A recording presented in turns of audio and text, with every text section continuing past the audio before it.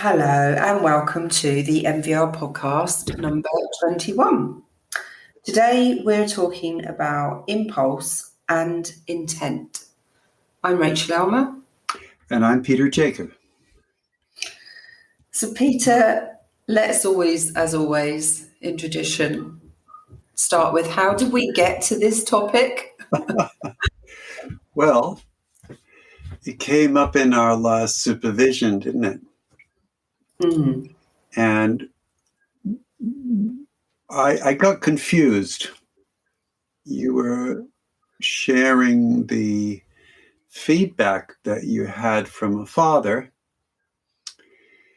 the father of a previously traumatized child, who felt that the child's violence had got so much worse.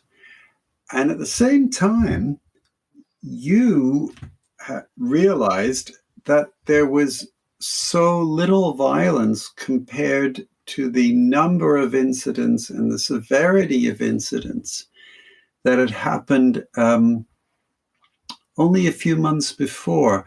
And, you know, you cited many examples. I can't quite remember what examples you spoke about, but I think one was that the boy's mother could simply go shopping again with him, which hadn't been possible in the past, and such things.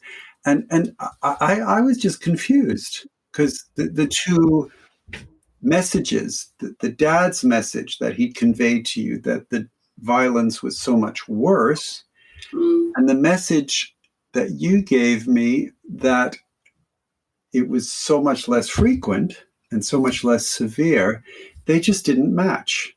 Mm-hmm. And I was confused, and hence I became curious what the dad may have meant by worse. And of course, what the dad meant was that his experience of the violence was more intense, more deliberate, more purposeful, and he sensed that the violence was coming from a different place, I guess. So the dad's experience of the violence was more intense, even though there was less violence, less frequent violence, less severe violence. So he experienced the quality of the violence differently because of what he attributed the violence to. So if in the past he'd thought that his son could not control himself and could not act with violence because of previous trauma, he now believed that the son's behavior was purposeful. Intentional. So I guess I felt maybe the violence is just experienced as worse by the dad because he sees intent in the child's behavior. And I think this brings up the whole question of intent. Can we assume that the violence that, is shown by children who've been traumatized, can we assume that can be purposeful, that can have a controlling effect, and in that it can happen in order to control parents? I mean, this is a key question, and I think it's a very contentious issue. Yeah, definitely.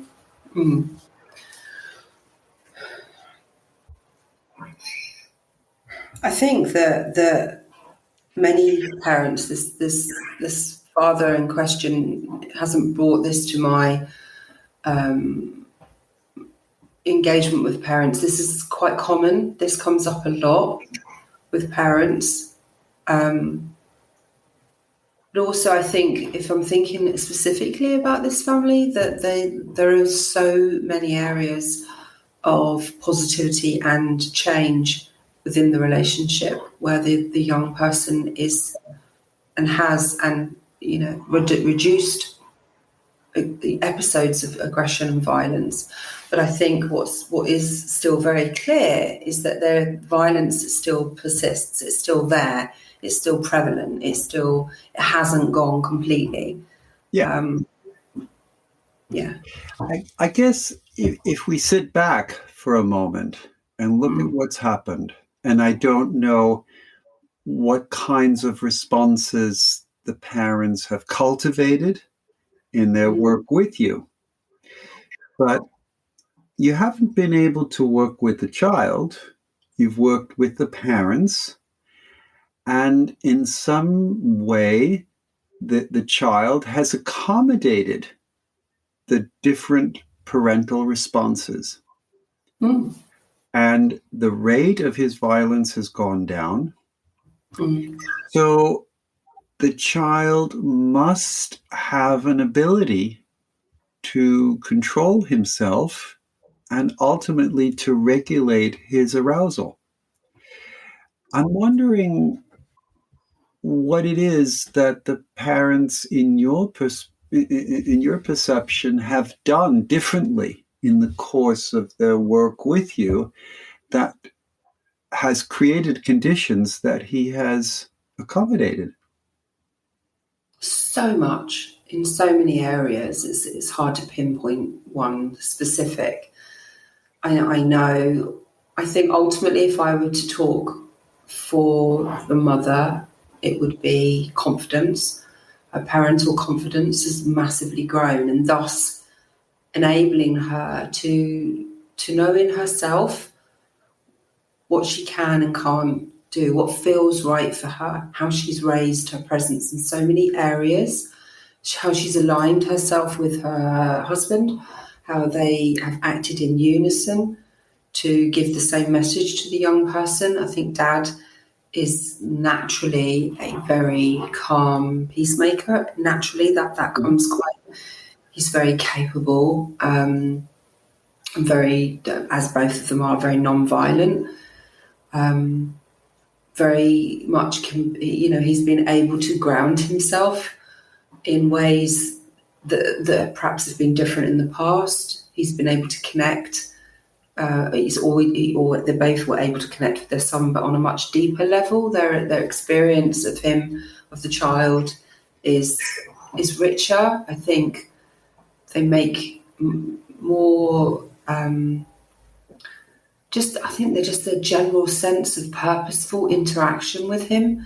I think they've found their voice in terms of expressing concern in a way that they hadn't before. There's lots of things. They don't tread on eggshells as much as they used to. So if we stay with those last two things that you've just said, they don't tread on eggshells like they used to, and they have acted in unison in a calm and peaceful way, expressing concern to the child. I wonder how they've done that. I mean, I'd like to sort of visualize that. What an example of how? Yeah. I think that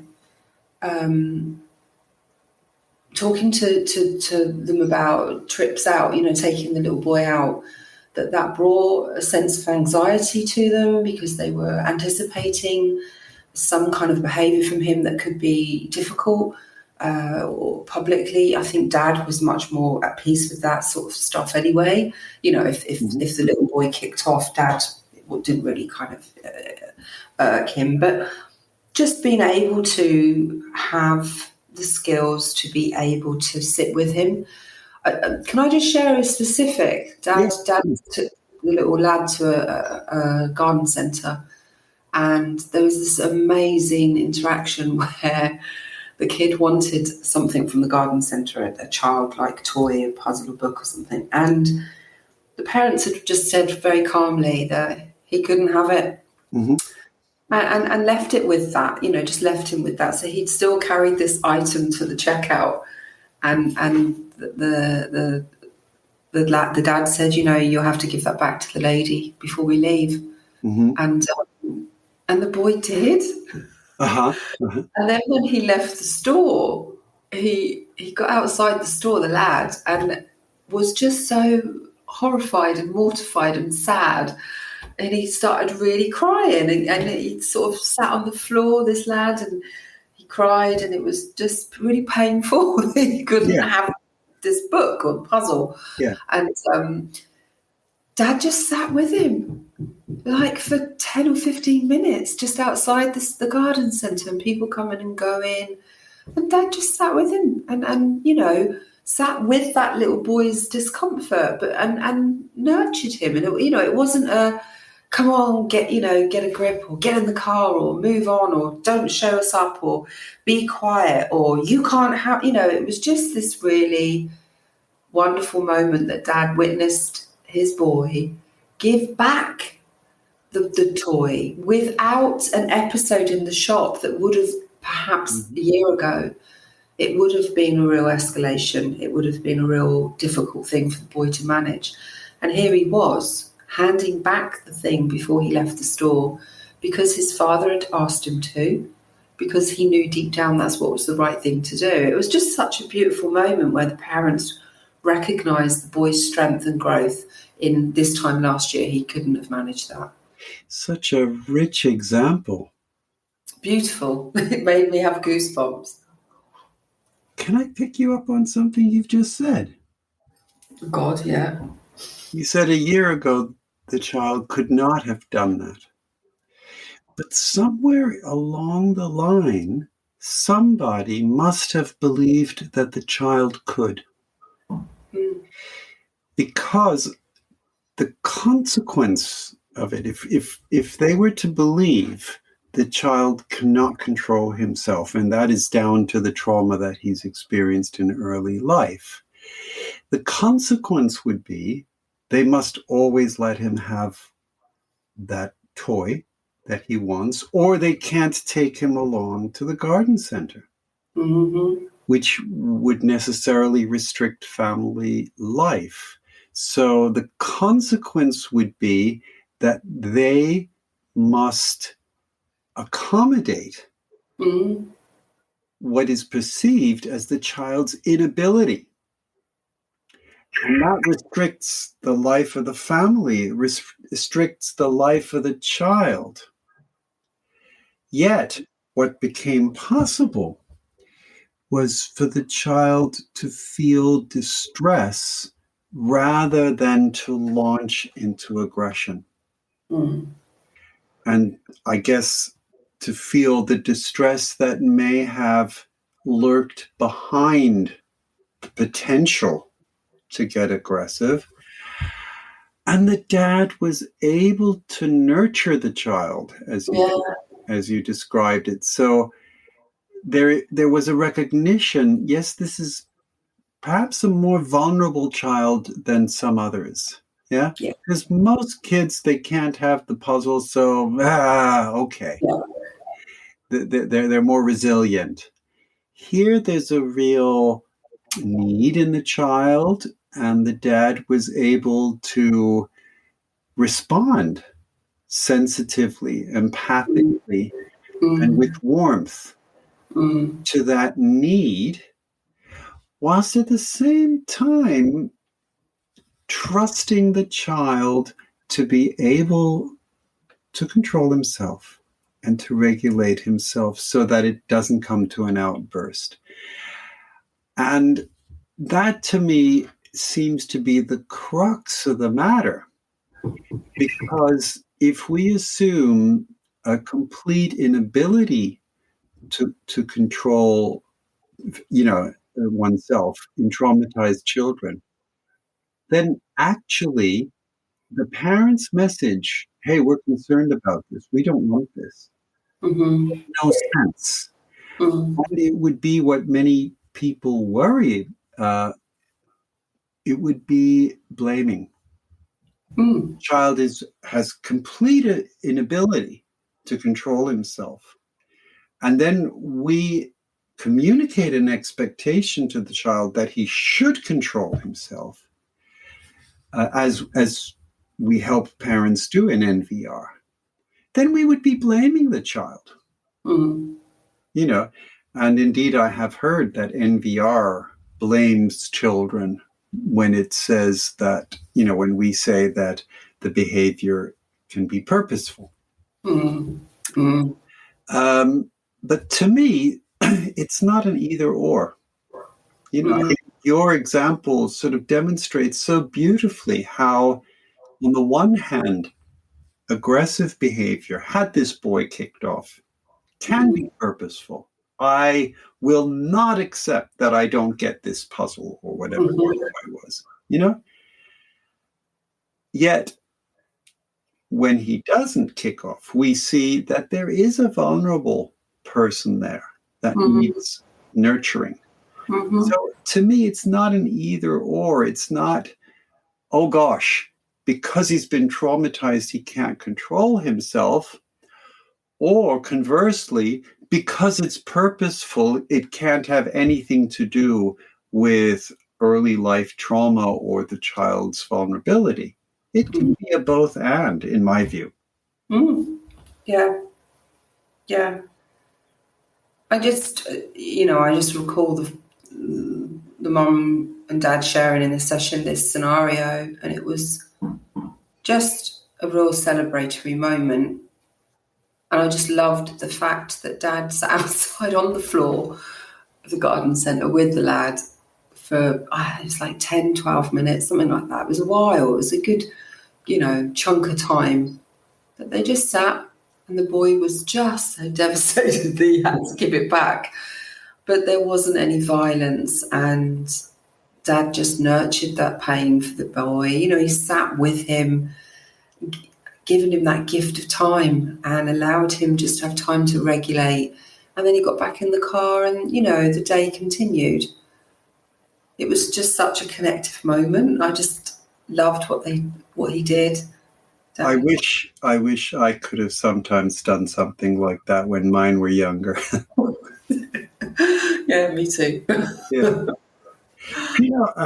What I've been thinking of, and I don't know whether this dad in particular might find it helpful to look at it from this angle. I had to think of the research that Carol Dweck does.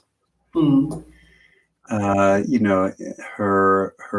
growth mindset theory, according to which if we believe that a trait can change, is not a fixed trait, if we believe that growth is possible, and we communicate that not just explicitly in what we say, but more importantly, implicitly in what we do, then it's much more likely that there is growth and the trait changes. And I just think in this example how the parents communicated by A, not avoiding going to the garden center. I mean, that in itself, yeah. And B, not giving in to the demand for the toy. How they implicitly communicated in a belief in growth in the child. And I sometimes, I like to distinguish between a trauma-based view and a trauma-informed view. I think from the position of a trauma-informed view, this both and is possible. I can think of the child as having needs and acting purposefully and in controlling ways. Yeah. From a purely trauma-based point of view, I would need to assume, no, the child cannot act differently in the here and now. And I would, I think we do a child a disservice if we assume a complete inability for self-control and if we assume that their behavior is in no way purposeful, it appears to be kind, but actually we may communicate in what we do a negative expectation. If we believe the child cannot control himself, well, what do?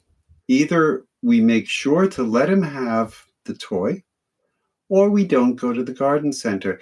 And that is the prison that so many families walk into or are trapped in, and everyone in the family. The kid doesn't get to go anywhere. The parents have to plan everything down to the last detail.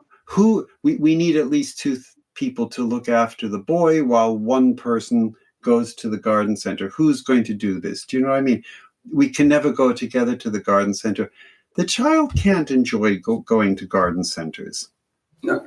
No. I think that was one of the key things that parents shared, when they said we went to the garden centre. I was like, hold on. You went to the garden centre with him. That is just, that's just such a milestone and a sort of a real indication of their commitment to this approach and how hard they've worked and embedded and learned and slept with and breathed NVR so that they are continuing to be able to change that relationship with their son so that they can live their lives how they want without violence. I mean, ultimately, that's what they're working towards. Yeah. I'm sort of thinking of that TED Talk that I've listened to many times by Chimamanda Adichie. I think it's called The Danger of Only One Story. Okay. And she speaks about what happens when we only hear one story about or one kind of story about an aspect of life. If we only heard the story of a child's inability, the story of a child's trauma that has disposed the child to aggressive reactions, we would go down the route of what I call unrealistic pessimism. We would go down the route of believing it is a fixed trait that will require many years of therapy and many years of therapeutic parenting to change. If conversely, we only have a story that says this is purposeful controlling behavior,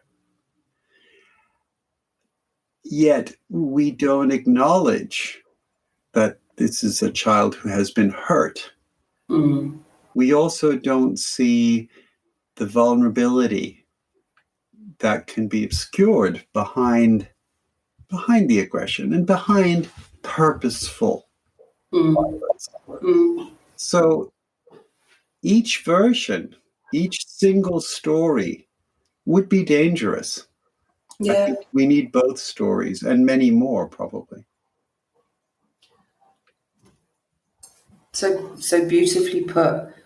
I love the fact that you're so eloquent. I wished I could describe things so well. I mean, who was the TED Talk by? Chimamanda Adichie. Chimamanda. Okay. For anyone who's listening, they can look that one up. So it brings us to a close. I just felt that the supervision we had at the beginning of this week has really set me for my client work this week and my supervision that I offer to other practitioners. It just was really helpful, talking about impulse and intent around violence. And I've had some really rich discussions this week with other practitioners. So I just think that really summarised for me the and or, it's and or. the explicit and implicit interactions that matter.